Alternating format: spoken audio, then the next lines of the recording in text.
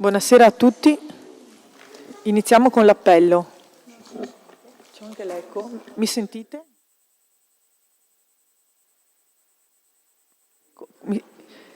Aspetta. Vado. Mamma mia, accidenti. Vabbè, di nuovo buonasera a tutti, iniziamo con l'appello. Buonasera a tutti, procedo con l'appello. Sarto Marco. Montisano Vera. Perissinotto Nicola. Zia Paolo. Canta Elisa. Di Vecce Daniela. Trevisan Elisa. Presente. Bravin Rachele, assente giustificata. Finotto Alberto Fabio. Guglielmini Pierino. Battistuta Diego. Tamassia Evaristo. Marchesan Rocco. Boso Arianna. Boatto Giuseppe. Arriva. Miollo Carlo. Basolino Antonio, assente giustificato. Vengono nominati scrutatori, consiglieri, i capogruppo Marchesan, capogruppo Miollo, capogruppo Zia. Iniziamo con il punto 1 all'ordine del giorno, approvazione schema di convenzione con la città metropolitana di Venezia per il rinnovo dell'adesione all'ufficio unitario di avvocatura civica metropolitana. Relazione l'assessore Montisano. Grazie Presidente, buonasera a tutti. L'articolo 2, comma 12 della legge finanziaria per il 2008 ha espressamente previsto la possibilità per gli enti locali di istituire uffici univoci di avvocatura per lo svolgimento in maniera coordinata di funzioni e servizi relativi ad attività di consulenza legale, difesa e rappresentanza in giudizio, mediante la stipula di apposite convenzioni ai sensi dell'articolo 30 del decreto legislativo numero 267 del 2000. Con deliberazione consigliare numero 40 del 5 febbraio 2018, la Città metropolitana di Venezia ha approvato uno schema di convenzione per l'istituzione dell'Ufficio unico di avvocatura civica metropolitana, da stipularsi con gli enti locali interessati. Con delibera di Consiglio Comunale numero 28 del 28 aprile 2022, il Comune di Caorle ha approvato lo schema di convenzione con la Città metropolitana per l'adesione all'Ufficio Avvocatura Civica Metropolitana di Venezia. La suddetta convenzione è stata sottoscritta il 2 maggio 2022 e prevedeva una durata triennale, quindi scadrà il 3 maggio 2025. Considerato che il Comune di Caorle è sprovvisto di ufficio legale interno, la funzione di un servizio come quello messo a disposizione dalla Città metropolitana di Venezia rappresenta una modalità privilegiata che permette di usufruire, in via continuativa, di consulenza ed assistenza giuridico-legale, finalizzata soprattutto a garantire efficienza, economicità e buon andamento dell'attività amministrativa. La partecipazione al funzionamento dell'Ufficio unitario di avvocatura civica metropolitana prevede una spesa annua di euro 9.000 e una quota variabile in relazione ai compensi professionali previsti per legge in ragione dell'esito favorevole delle vertenze patrocinate. Con la presente delibera si chiede di autorizzare il sindaco o un suo delegato a sottoscrivere la convenzione in modo tale da rinnovarla per 3 anni al costo sopra indicato. Grazie. Chiarimenti o interventi su questo punto? Nessuno. Passiamo alle dichiarazioni di voto. Prego, capogruppo Zia. Grazie Presidente e buonasera a tutti. A riguardo del punto esposto esprimiamo parere favorevole. Grazie. Prego, capogruppo Marchesan. Grazie, buonasera a tutti. Anche noi voto favorevole. Prego, capogruppo Miollo. Buonasera, voto favorevole. Passiamo alla votazione. Voti favorevoli? All'unanimità. Votiamo l'immediata eseguibilità. Voti favorevoli? L'unanimità. Passiamo al punto 2. Iniziative per il decentramento amministrativo e per lo sviluppo economico e sociale del Veneto orientale, adesione ai progetti per le annualità 25 e 27 ai sensi della legge Regione Veneto numero 321-2025. Relazione all'assessore Munerotto. Grazie Presidente, buonasera a tutti. Con la legge 16 del 22 giugno del 1993 sono state istituite nel senso di decentramento amministrativo le conferenze di sindaci, tra cui la conferenza dei sindaci del Veneto orientale, che raggruppa 22 comuni. all'interno di una progettualità che viene svolta ogni anno da parte della Regione attraverso dei bandi, vengono finanziate delle progettualità proposte in seno di questa conferenza. Rispetto al passato, la progettualità invece di essere annuale, la Regione l'ha resa di valenza triennale. Quindi in seno alla conferenza sono stati proposti alcune progettualità e approvati dalla conferenza. Nel passato abbiamo, per esempio nel 2024, abbiamo approvato il master plan del vino, il master plan dell'archeologia e il master plan delle attività produttive, mentre in questa nuova tornata, che ha, come dicevo prima, valenza triennale, verranno approvati i seguenti progetti: il master plan dell'acqua con comune capofila il comune di Cinto Qua Maggiore per un costo totale di 200.000 euro spalmati su 3 anni, l'aggiornamento del PAESC con comune capofila il comune di Sestino di Livenza per un costo totale di 90.000 euro e l'aggiornamento del master plan della viabilità con comune capofila il comune di Musile di Piave con un costo totale di 129.000 euro e il comune di Caorle che è capofila per il master plan del fluviale e poi c'è il comune di capofila Promaggiore per la gestione del regolamento dei fitofarmaci.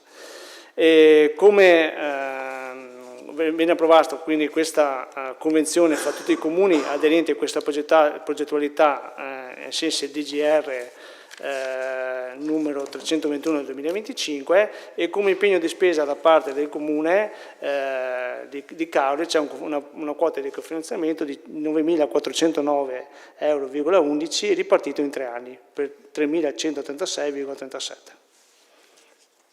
ci sono domande sono a disposizione. Nessun intervento su questo punto? Passiamo alla dichiarazione di voto. Prego, Capogruppo Zia. Grazie Presidente. Riguardo il punto esposto, parere favorevole. Prego, Capogruppo Marchesan. Grazie Presidente, anche a noi voto favorevole. Prego, Capogruppo Miollo. Voto favorevole. Passiamo alla votazione. Voti favorevoli? All'unanimità. Votiamo anche l'immediata eseguibilità. Voti favorevoli? All'unanimità. Passiamo al punto 3. Approvazione dell'accordo a supporto della realizzazione di attività socio-riabilitative a favore degli utenti del Centro di Salute Mentale di Portogruaro, svolte dall'Associazione Italiana Tutela Salute Mentale del Veneto Orientale. Relazione all'assessore Doretto. Grazie Presidente, buonasera a tutti. L'accordo a supporto della realizzazione di attività socio-riabilitative a favore di utenti del Centro di Salute Mentale di Portogruaro, svolte dall'Associazione Italiana Tutela Salute Mentale del Veneto, presso il Centro Sociale Polivalente di Viale Isonzo a Portogruaro, per il triennio 2025-27, è stato approvato dalla Conferenza dei Sindaci Sanità e coinvolgerà tutti i comuni del Portoguarese. Il progetto obiettivo regionale per la tutela della salute mentale ha come obiettivo lo sviluppo di percorsi di inserimento lavorativo. L'ASL 4 ha già avviato nel 2005, nella zona proprio del San Donatese, il progetto di centro sociale polivalente al Ponte, che ospita anche i suddetti laboratori protetti gestiti dalla medesima associazione, con il sostegno dei comuni dell'area sandonatese. E nella seduta della conferenza dei sindaci del 5 luglio 2024 l'azienda ha proposto la stessa attività e gestione per l'area del Portoguarese a servizio dei cittadini residenti nei comuni firmatari. Preso atto della disponibilità del Comune di Portogruaro come comune capofila e dato atto che la spesa a carico del Comune di Caorle è per il 2025 di euro 2.164,89, mentre per gli anni 2026-2027 la quota sarà calcolata sulla base della popolazione residente il 31 dicembre dell'anno precedente, si chiede di deliberare e di approvare l'accordo a supporto della realizzazione di attività socio-riabilitative a favore degli utenti del Centro di Salute Mentale di Portogruaro. Grazie. Interventi su questo punto? Passiamo alle dichiarazioni di voto. Prego, Capogruppo Zia. Grazie Presidente. Riguardo il punto esposto, voto favorevole. Prego, Capogruppo Marchesan. Grazie Presidente, anche a noi voto favorevole. Prego, Capogruppo Miollo. Voto favorevole. Passiamo alla votazione. Voti favorevoli? All'unanimità. Votiamo anche l'immediata eseguibilità. Voti favorevoli? All'unanimità. Punto 4.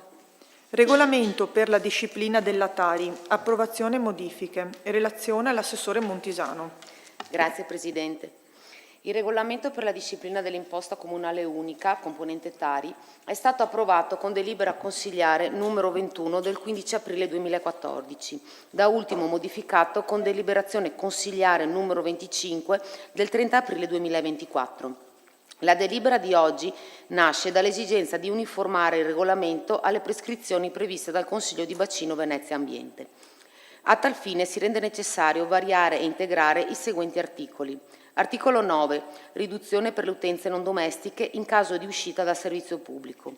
Al comma 5 viene stabilito il 28 febbraio quale termine ultimo per la presentazione del rendiconto dei quantitativi dei rifiuti urbani avviati a recupero nell'anno precedente per le utenze non domestiche, in caso di uscita dal servizio pubblico ai fini dell'esenzione della quota variabile della tariffa.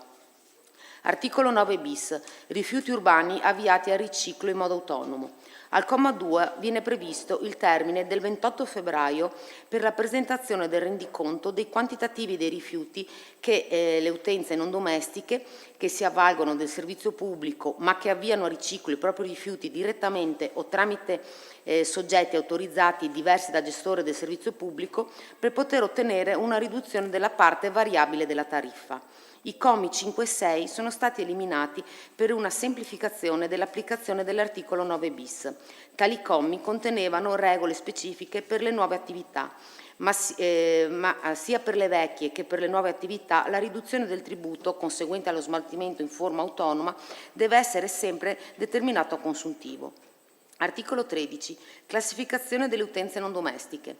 Al comma 3 viene previsto che nel caso di svolgimento di attività distintamente classificate nei medesimi locali o aree scoperte, per le quali non sia possibile distinguere quale parte sia occupata dall'una o dall'altra, si applicheranno i parametri relativi all'attività principale, desumibile dalla misura camerale o da altri elementi.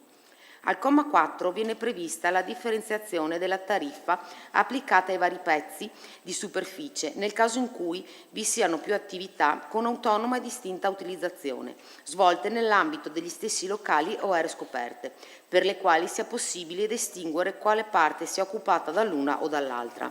Articolo 18. Riduzione per la raccolta differenziata da parte delle utenze domestiche.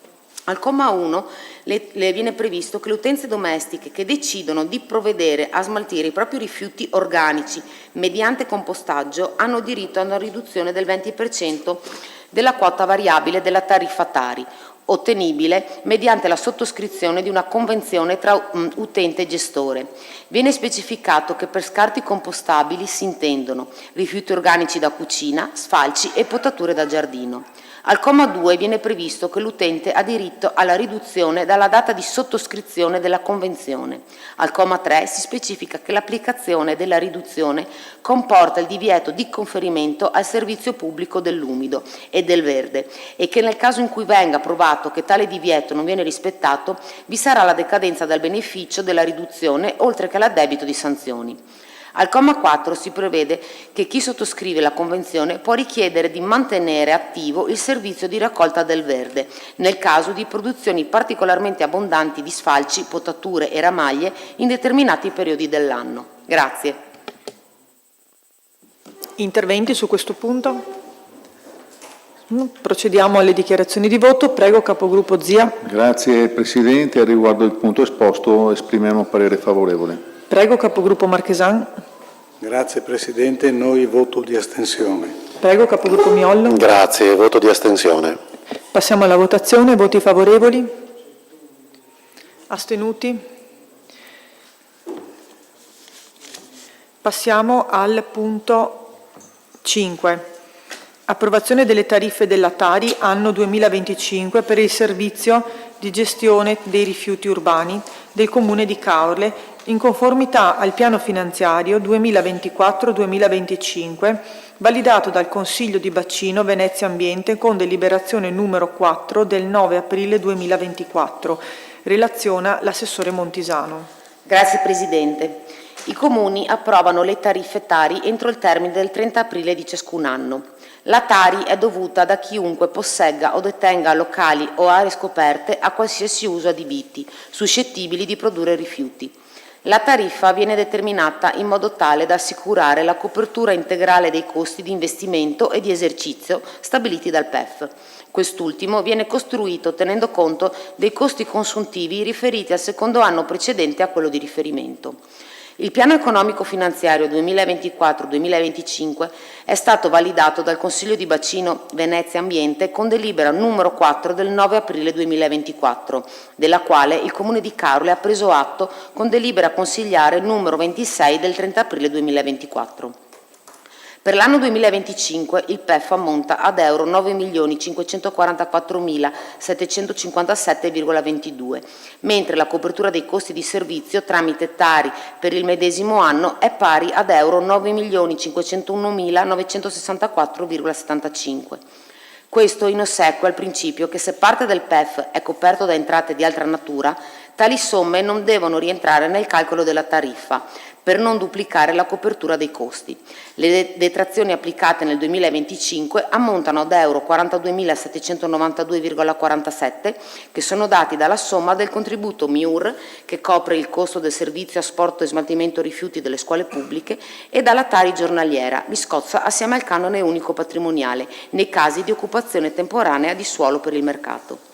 All'interno del PEF 2025 sono ricompresi euro 290.805 riguardanti la copertura di costi rinviati dal 2024 al 2025. Nel 2025 non vi sono costi rinviati ad anni successivi. Ai fini della determinazione della tariffa Tari per l'anno 2025 viene mantenuta la ripartizione tra utenze domestiche e non domestiche, rispettivamente del 45 e del 55%. Come rimangono invariati i coefficienti KA, KB, KC e KD. I costi sono ripartiti tra fissi e variabili nella misura del 44,8% e del 55,2%. Al netto delle detrazioni, il costo complessivo del servizio da considerare in tariffa ammonta ad euro 9.501.964,75, che viene suddiviso in euro 5.226.080,61 per le utenze non domestiche ed euro 4.275.884,14 per le utenze domestiche. Facendo una proiezione sulla superficie media delle abitazioni, differenziata per dimensione del nucleo familiare, nel 2025, ad esempio, una famiglia composta da 2 persone andrà a pagare euro 186,60, mentre una di 5 persone euro 237,86. Le utenze non domestiche subiranno un incremento tra lo 0,69 e lo 0,82 per la parte fissa della tariffa, mentre per la parte variabile l'incremento sarà tra il 6,54 e il 6,59%.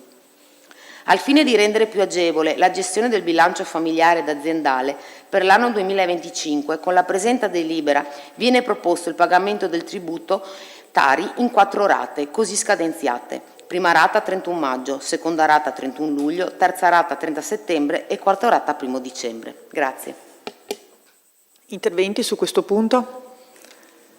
Passiamo alle dichiarazioni di voto. Prego, capogruppo Zia. Grazie Presidente. E a riguardo del punto esposto, parere favorevole. Prego, capogruppo Marchesan. Grazie Presidente, noi voto di astensione. Prego, capogruppo Miollo. Grazie, voto di astensione. Passiamo alle votazioni. Voti favorevoli? Astenuti? Votiamo l'immediata eseguibilità. Voti favorevoli? Astenuti? Passiamo al punto 6. Approvazione del rendiconto 2024. Relazione all'assessore Montisano. Il rendiconto della gestione è l'atto con cui la Giunta Comunale rendiconta e certifica le spese e le entrate effettivamente sostenute per la gestione dell'ente di fronte al Consiglio Comunale, cui compete l'approvazione definitiva del documento. Si tratta di una sintesi di fine periodo che serve a rendere conto alla comunità del corretto utilizzo delle risorse a disposizione del Comune. I documenti che lo compongono, il conto del bilancio, il conto economico, lo stato patrimoniale e la relazione illustrativa del rendiconto, sono stati approvati dalla Giunta Comunale il 3 aprile con deliberazione numero 83.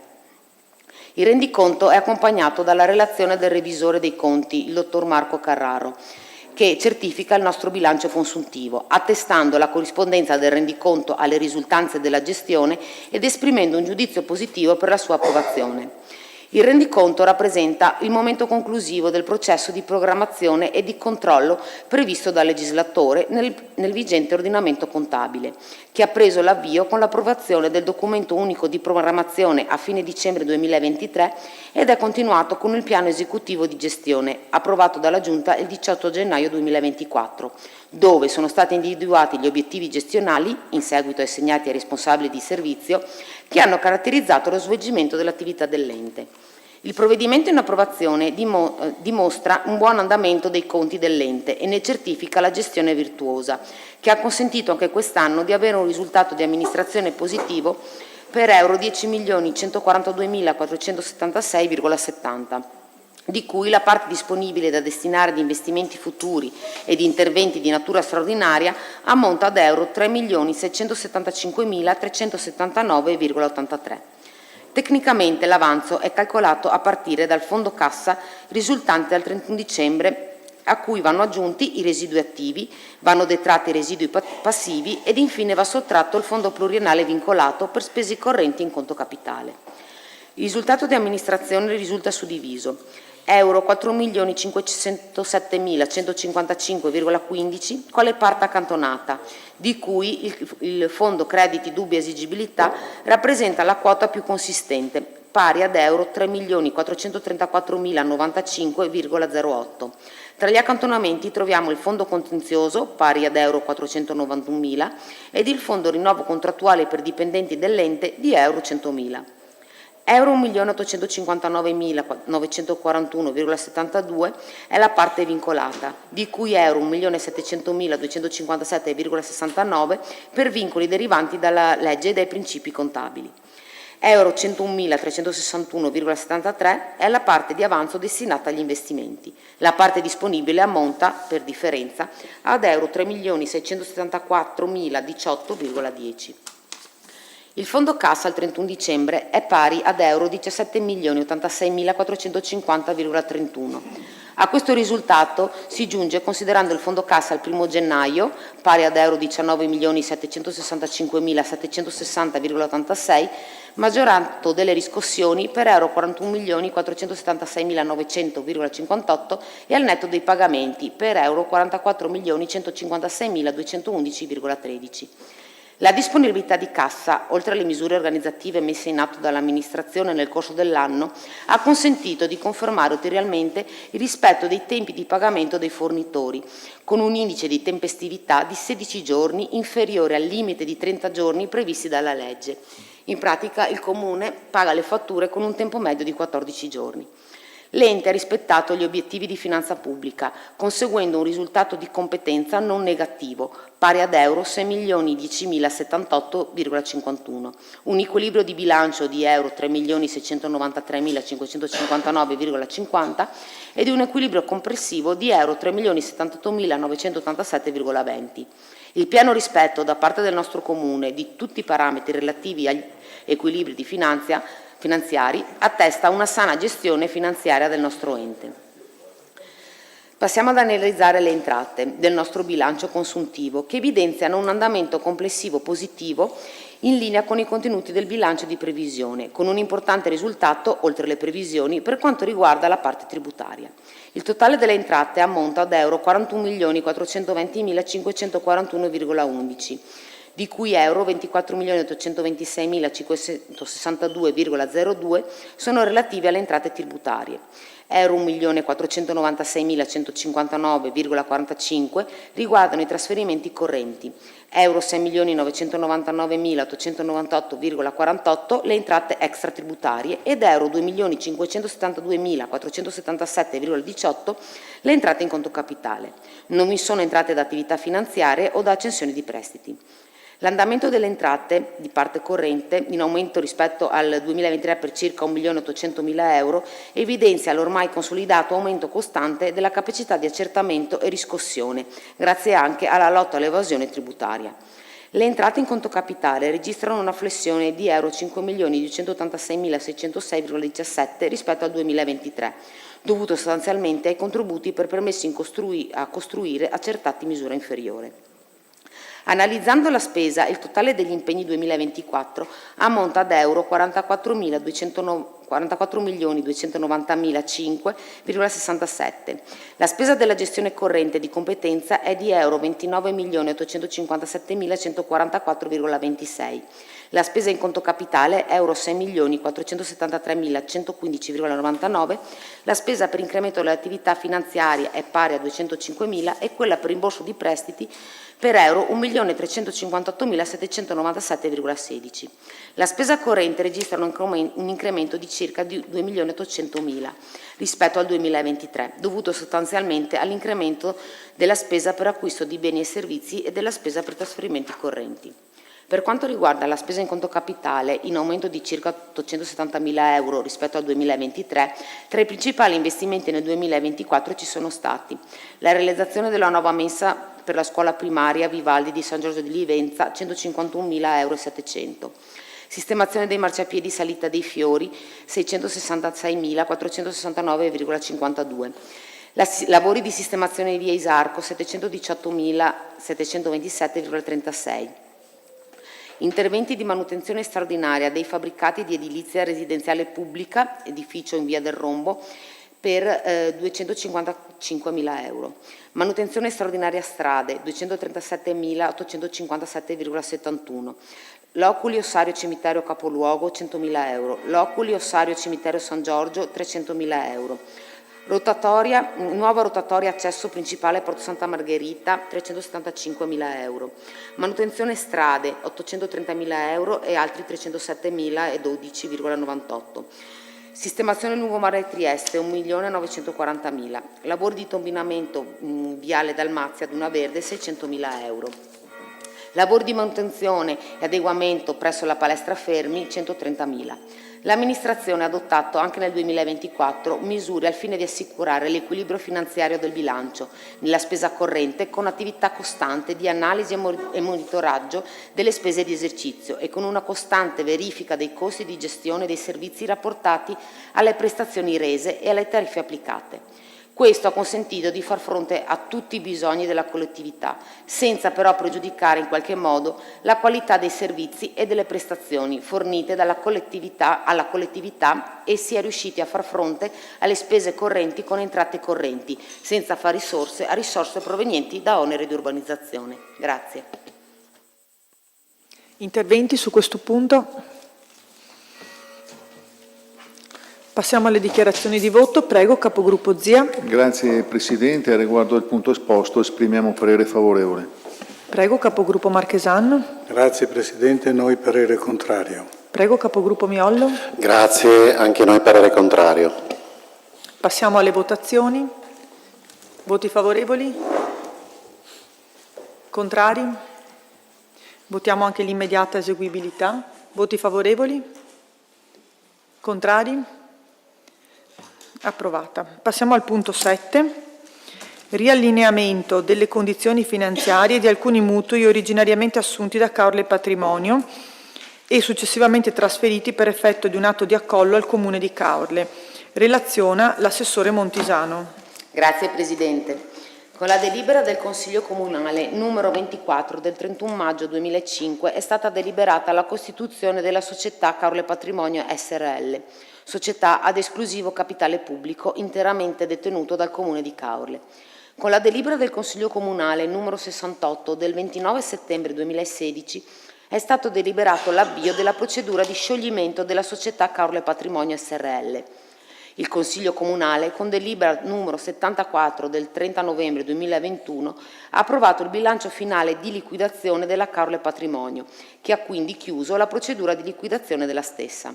L'accollo dei mutui, in pendenza della procedura di liquidazione, è avvenuto il 27 ottobre 2017, contestualmente alla riacquisizione degli immobili, la cui costruzione o manutenzione è stata finanziata da detti mutui. Con determinazione dirigenziale numero 658 del 19 giugno 2024 è stato affidato alla società Finance Partners SPA l'incarico di analizzare le posizioni debitorie del Comune relativamente ai mutui trasferiti al Comune di Caorle con l'operazione di accollo delle posizioni di Caorle Patrimonio. L'analisi è stata condotta ponendo attenzione a due elementi. Primo, la necessità di riallineare il tasso di indebitamento al valore massimo previsto dal Ministero dell'Economia e delle Finanze. Questo in ossequio alle norme di riferimento in tema di indebitamento degli enti locali e dei recenti orientamenti della giustizia contabile, che considerano le operazioni di accollo tra società in house ed ente locale assimilabili al ricorso a nuovo indebitamento più che ad una mera riallocazione di un debito esistente. 2. La razionalizzazione del sistema di garanzie connesso all'indebitamento assunto. Questo a seguito della rilevazione che in alcune posizioni debitorie riallocate non è stata cancellata l'ipoteca. Il TUEL prevede che solo la delegazione di pagamento sia lo strumento con cui l'ente locale garantisce l'indebitamento e non prevede l'ipoteca. Le posizioni individuate sono 5, 2 di Banca Intesa, 2 di Unicredit ed 1 di Crédit Agricole. Banca Intesa. Allora, il primo mutuo, un mutuo per investimenti al centro baffile dal campeggio comunale, valore iniziale euro 3.700.225, stipulato il 1 settembre 2006. Questo mutuo prevedeva l'applicazione al tasso di riferimento, Euribor a 6 mesi, di uno spread nella misura di 240 punti base. Il decreto MEF prevedeva 165 punti base al momento della stipula e 210 al momento dell'accollo. Banca Intesa ha proposto, a far data dal 1 gennaio 2025 fino a scadenza del mutuo, la riduzione dello spread da 240 a 140 punti base. Il vantaggio per il Comune in termini di interessi in meno pagati fino alla scadenza ammonta ad euro 147.669. Secondo mutuo Intesa, mutuo per la costruzione di un impianto di erogazione carburanti in Comune di Caorle, valore iniziale euro 347.960,02, stipulato il 15 maggio 2011. Tasso annuo applicato 5,305% e presenza di ipoteca a garanzia del debito. Intesa ha proposto di ridurre il tasso di interesse dal 5,305% al 5,14% dal 1 gennaio 2025 fino a scadenza, che produce un risparmio minimo di euro 161 per il Comune e la cancellazione a spese della banca dell'ipoteca. Crédit Agricole, mutuo per ristrutturazione casa di riposo Domoschetta, riqualificazione campeggio, comunale Santa Margherita, valore iniziale 487.512 euro, stipulato il 1 settembre 2010. A garanzia è prevista un'ipoteca. Crédit Agricole propone, previo il rilascio della delegazione di pagamento come previsto dalla legge, la cancellazione dell'ipoteca a proprie spese. Unicredit, primo mutuo. Mutuo per interventi presso il campeggio comunale Santa Margherita e casa di riposo Domoschetta. Valore iniziale euro 401.000, data stipula 21 febbraio 2014. Il contratto di finanziamento trasferisce da Caorle Patrimonio al Comune il contratto di finanziamento trasferito da Caorle Patrimonio al Comune e prevedeva un tasso variabile pari ad Euribor 6 mesi più 600 punti base, mentre le condizioni previste dal MEF prevedevano 130 punti base. Unicredit ha comunicato di non fornire la propria disponibilità a rivedere le condizioni di finanziamento del mutuo, essendo stato estinto con il pagamento dell'ultima rata in data 29 febbraio 2024. Mutuo per la realizzazione del centro polifunzionale in Caorle Baffile e sistemazione campeggio comunale Santa Margherita. Valore iniziale 4.100.000. Data di stipula 11 luglio 2008. In sede di accollo Unicredit ha richiesto al Comune il rilascio della delegazione di pagamento come previsto dal TUEL, ma non ha proceduto alla cancellazione dell'ipoteca, se di fronte ad un caso di eccesso di garanzie rilasciate ad una banca, oltre che ad un'incongruenza con quanto previsto dal TUEL. Unicredit ha fornito la propria disponibilità sì a cancellare l'ipoteca che grava sul mutuo, ma a spese del Comune. Si propone quindi di riprendere le interlocuzioni con Unicredit alla luce anche dell'allineamento delle altre banche rispetto a quanto richiesto dal Comune. Grazie. Interventi su questo punto? Passiamo alle dichiarazioni di voto. Prego, capogruppo Zia. Grazie Presidente. A riguardo il punto esposto esprimiamo parere favorevole. Prego, capogruppo Marchesan. Grazie Presidente, anche noi voto favorevole. Prego, capogruppo Miollo. Voto favorevole. Passiamo alle votazioni. Voti favorevoli? All'unanimità. Votiamo anche l'immediata eseguibilità. Voti favorevoli? All'unanimità. Passiamo al punto 8. Variazione al documento unico di programmazione 2025-2027, sezione piano triennale ed elenco annuale dei lavori pubblici. Variazione al bilancio di previsione finanziario 2025-2027. Relaziona l'assessore Montisano. Grazie Presidente. Una volta deliberato l'avanzo di amministrazione al 31 dicembre 2024, con la delibera di cui al punto 6 dell'ordine del giorno, si procede a deliberare la seguente variazione di bilancio, che trae origine dalle richieste pervenute dai vari settori dell'ente. Si procede con l'applicazione di avanzo all'inserimento dei contributi ottenuti, oltre che alla compensazione tra capitoli di spesa. Vengono applicati euro 95.000 di avanzo destinato agli investimenti, euro 5.000 di avanzo vincolato per spese correnti, euro 8.000 di avanzo vincolato per investimenti ed euro 2.928.600 di avanzo disponibile per spese in conto capitale. Viene inoltre stracciato per euro 38.500 l'avanzo vincolato per investimenti, con correlata diminuzione di pari importo della spesa. Con la presente variazione vengono recepiti euro 19.000 quale rimborso dallo Stato e dalla Regione per spese elettorali, euro 190.000 come contributo comunitario destinato alla realizzazione di un nuovo impianto fotovoltaico e all'automazione delle vendite del mercato ittico, euro 76.006 quale contributo regionale per le opere di miglioria dello stadio Romiati di San Giorgio ed euro 8.879,20 relativi ad un contributo PNRR per l'estensione dell'utilizzo dell'anagrafe nazionale digitale. Naturalmente, contestualmente, si procede all'iscrizione delle somme nei relativi capitoli di spesa. Si rilevano inoltre euro 20.000 di maggiori introiti della mostra, data la maggior durata rispetto agli anni precedenti, ed euro 222.602,79 derivanti dall'escussione della polizza a garanzia dei lavori relativi allo stadio Chigiato. Procedo suddividendo la variazione per i vari settori. Settore finanze.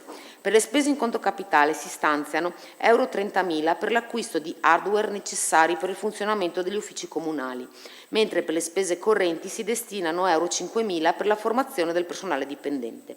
Settore politiche territoriali e sviluppo economico. Ammonta ad euro 98.000 l'uscita rilevata per l'istituzione di oneri di urbanizzazione. Servizi alla persona. Per le spese in conto capitale si stanziano euro 50.000 quale contributo ad associazioni di volontariato per l'acquisto di automezzi per il trasporto disabili ed euro 16.000 per l'acquisto di un nuovo piano cottura per la mensa scolastica. Per le spese in parte corrente si destinano euro 100.000 per iniziative sportive, euro 20.200 per il fondo di gestione della Fondazione Carlo e Città dello Sport ed euro 20.000 per maggiori contributi ad associazioni di carattere culturale. Settore tecnico. Per la parte di spesa corrente si stanziano euro 30.300 ad integrazione dell'affidamento 2025-2027 relativa alla gestione del mercato ittico. Tra le somme destinate alle spese in conto capitale ci sono euro 770.000 per la manutenzione delle strade e delle piste ciclabili, euro 300.000 per la nuova rotatoria di Sansonessa. Questo intervento è gestito dalla provincia, però in realtà è cofinanziato dal Comune.